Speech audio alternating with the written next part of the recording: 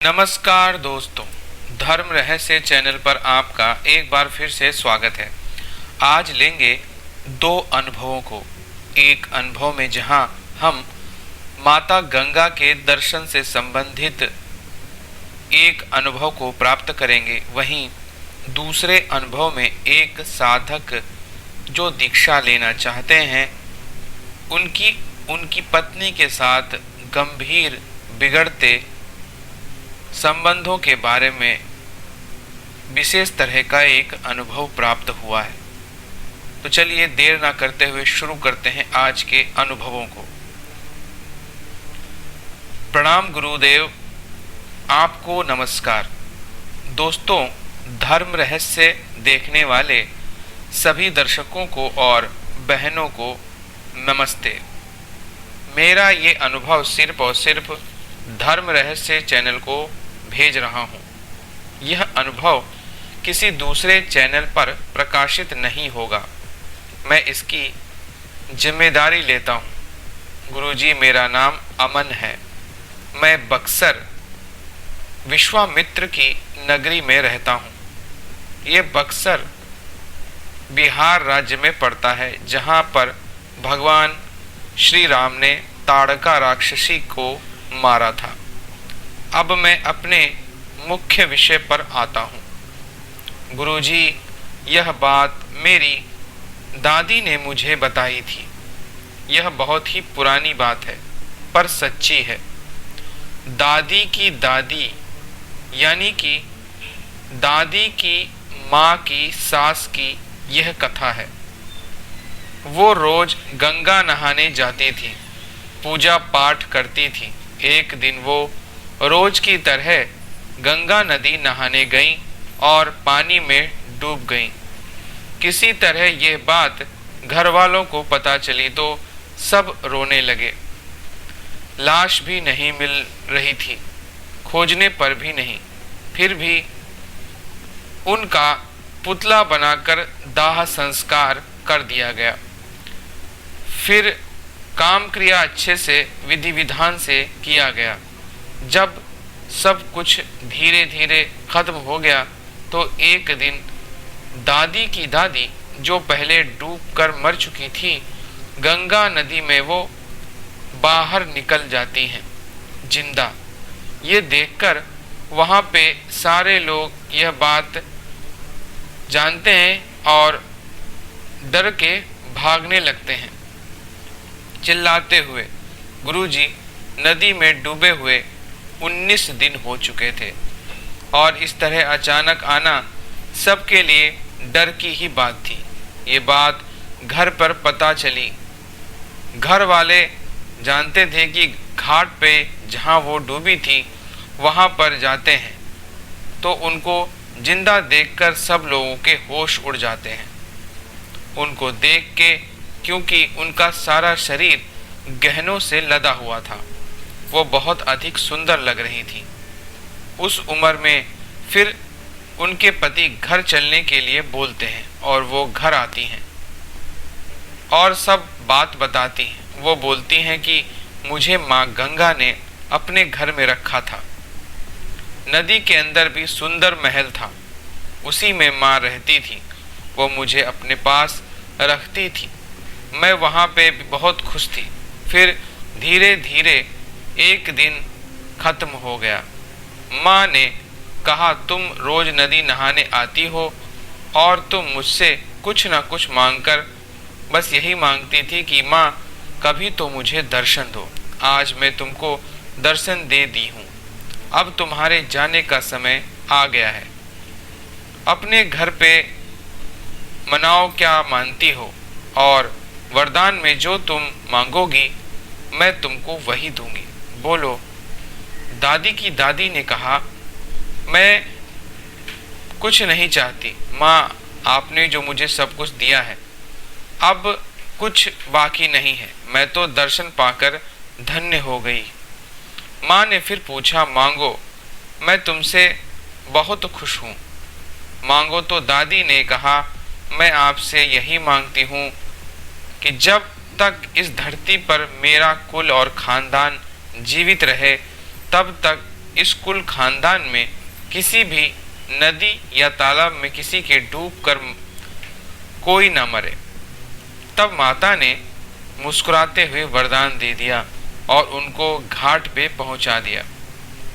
वहां पर पहुंचाकर वो गायब हो गई।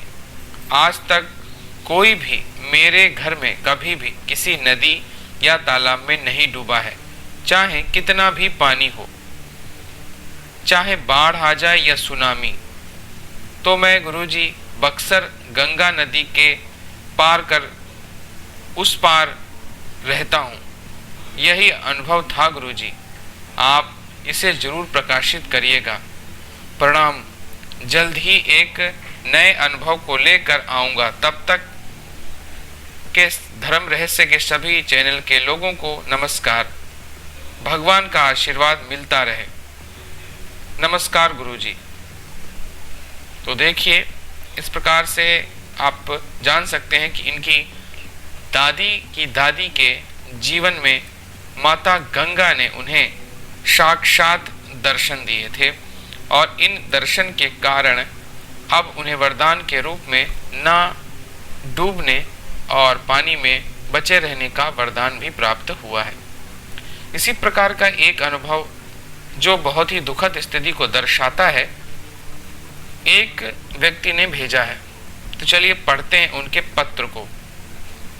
प्रणाम गुरुजी, मेरा नाम है, मेरी उम्र 40 वर्ष है। मैं गांव स्थान का रहने वाला हूँ। मैं आपके YouTube चैनल से लगभग 2 साल से जुड़ा हुआ हूँ।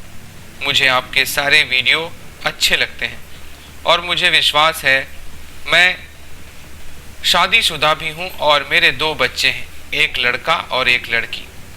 और मेरा परिवार बहुत परेशान है। हमारी आर्थिक स्थिति बहुत खराब है।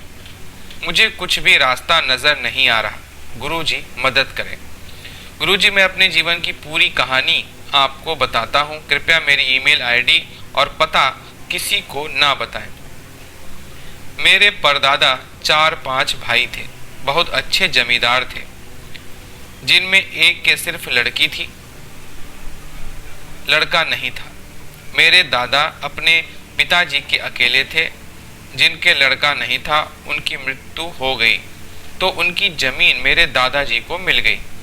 मेरे दादाजी के पास सबसे ज़्यादा ज़मीन हो गई। मेरे दादाजी गांव के कच्चे मकान में रहा करते थे।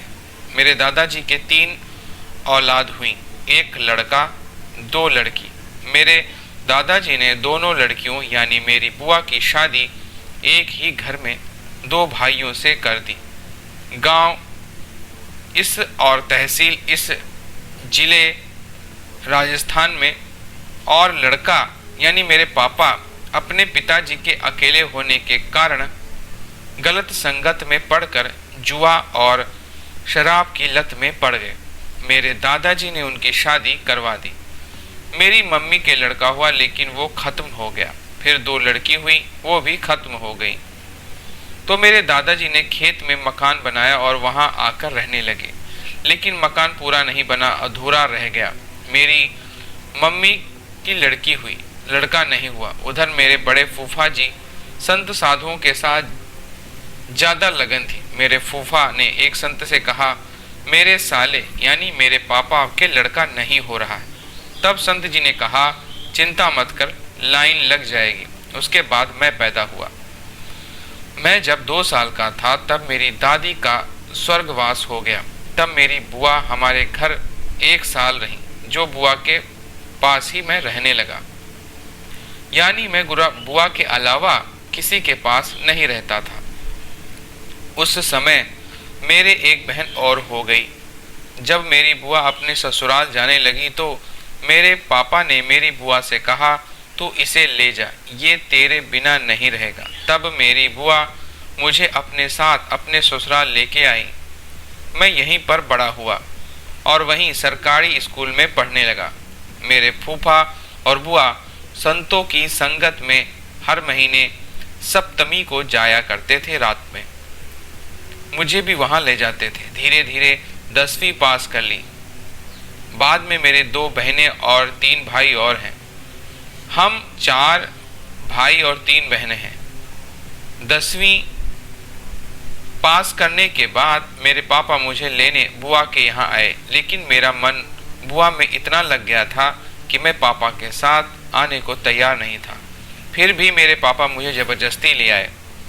फिर मैं भाग आया बुआ के पास। ऐसा कई बार हुआ। मेरा मन अपने घर में नहीं लगता था। अब मेरी 2 बहनों की शादी हो गई थी। फिर 2004 में नोएडा उत्तर प्रदेश चला आया। वहाँ मेरी बुआ का लड़का जो मुझसे 10 साल बड़ा है, एक कंपनी में काम करता था। उस कंपनी में मैं भी नौकरी लग गया। फिर मेरे पापा ने हमारे पुराने मकान को पूरा बनाने की सोची और काम शुरू कर दिया। मैं भी कर्जा करके मकान के लिए पैसे दिए। तब तक मेरा छोटा भाई भी कमाने लग गया। उसने भी पैसे दिए, मकान में पैसे दिए, मकान पूरा हो गया। अब मेरे और 2 भाई पढ़ाई पूरी कर कमाने लग गए। अब मेरी सगाई हो गई, वो भी मेरी बुआ के घर पर। कुछ आपसी मनमुटाव के चलते मेरी मम्मी पापा भाई बहन कोई नहीं आया मेरी सगाई में। अब मेरी शादी तारीख 24/11/2012 नज़दीक आ रही थी। किसी कारणवश मेरी शादी भी मेरी बुआ के घर से ही होना तय हुआ। इसी बीच मेरी बुआ ने मेरे घर वालों को खूब आने का आग्रह किया, लेकिन कोई भी नहीं आया। मेरी शादी मेरे परिवार वालों के बिना ही हो गई। फिर मैं अपनी बीवी के साथ अपने साथ ही किराए के रूम में रहने लगा। अब मेरी बीवी के बच्चा होने वाला था। 2 महीने बाकी रह गए थे। तब मैंने अपनी बीवी को अपनी बुआ के यहाँ छोड़ दिया। गुरुजी, मेरी बीवी ज़्यादा समझदार नहीं है। मेरी बीवी के एक कन्या का जन्म हुआ प्राइवेट हॉस्पिटल में 22/12/2013 को सर्दियों में। 1 महीने की कन्या को मुझे मजबूरी में अपने साले की वजह से अपने साथ अपने रूम पर लाना पड़ा। फिर मेरी सास ने मुझ पर दबाव डाला अपने घर पर रहने के लिए। फिर मैं अपने बच्चों को अपने घर छोड़ दिया। फिर मेरी एक बच्चा पेट में ही खराब हो गया।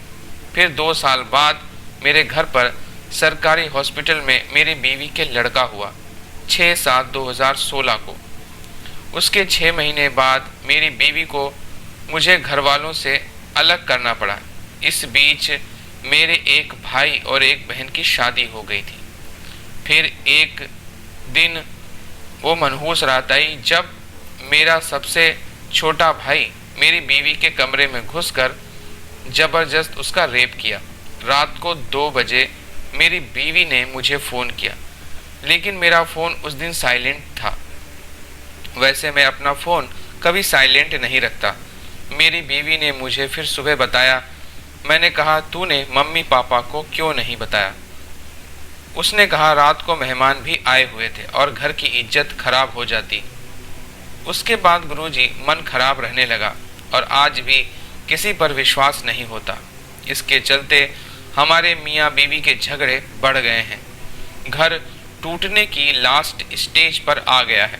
गुरुजी कुछ रास्ता बताएं, रिश्ता टूटने से बच जाए। मेरी शादी में सारा पैसा मैंने कर्ज में लगाया था।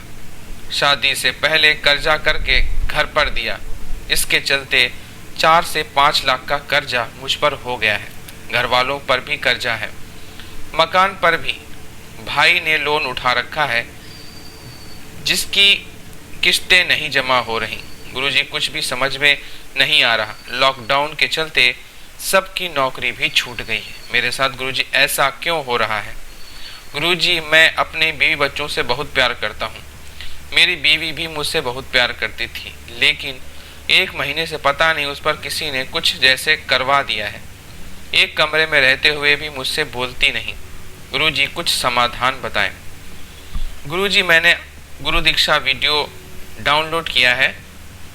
गुरुजी राजस्थान में लॉकडाउन लगा हुआ है और कुछ पारिवारिक समस्याओं के चलते गुरु दीक्षा नहीं ले पा रहा हूँ। गुरुजी 10 तारीख के बाद कोई अच्छा दिन और मुहूर्त बताएं। प्रणाम गुरुजी। तो देखिए, सबसे पहले आप गुरु मंत्र की दीक्षा जल्दी से जल्दी ले लीजिए और अपनी पत्नी को भी गुरु मंत्र की दीक्षा अवश्य दिलवाइए, ताकि उनके ऊपर अगर कोई ऐसा प्रयोग किया गया है तो वो हट सके। रही बात, जो बातें हो चुकी हैं उनको तो सुधारा नहीं जा सकता, लेकिन आगे आप अपनी बीवी को प्रेम दीजिए, उनकी बात सुनिए, उन्हें समझाइए और धर्म की राह पर लेकर के आइए, क्योंकि जब व्यक्ति धर्म की राह पर आ जाता है तो फिर वह गलत करने के बारे में कभी नहीं सोचता है। आपको उनको मेरे वीडियोस भी दिखाने चाहिए ताकि वो इन चीज़ों से भी प्रभावित हो। दोनों लोग अगर एक साथ गुरु मंत्र का जाप करेंगे तो कुछ दिनों में ही आप दोनों के मन में नकारात्मक बातें जो हैं वो नष्ट हो जाएंगी और आपका पारिवारिक जीवन फिर से सुधरने लगेगा। रही बात आर्थिक स्थिति की, तो उसके लिए गुरु मंत्र का जब हवन करें तो उसमें आप माता लक्ष्मी से प्रार्थना करें कि हमारी आर्थिक स्थिति संभालने के लिए हे माता, आप गुरु मंत्र के माध्यम से हमारी समस्याओं को हल कीजिए। और आपको मैंने ईमेल के माध्यम से बता ही दिया है कि कौन सी तारीखें आपके लिए शुभ रहने वाली हैं। तो ये था आज का वीडियो। अगर आपको यह पसंद आया है तो लाइक करें, शेयर करें, सब्सक्राइब करें चैनल को। आपका दिन मंगलमय हो। धन्यवाद।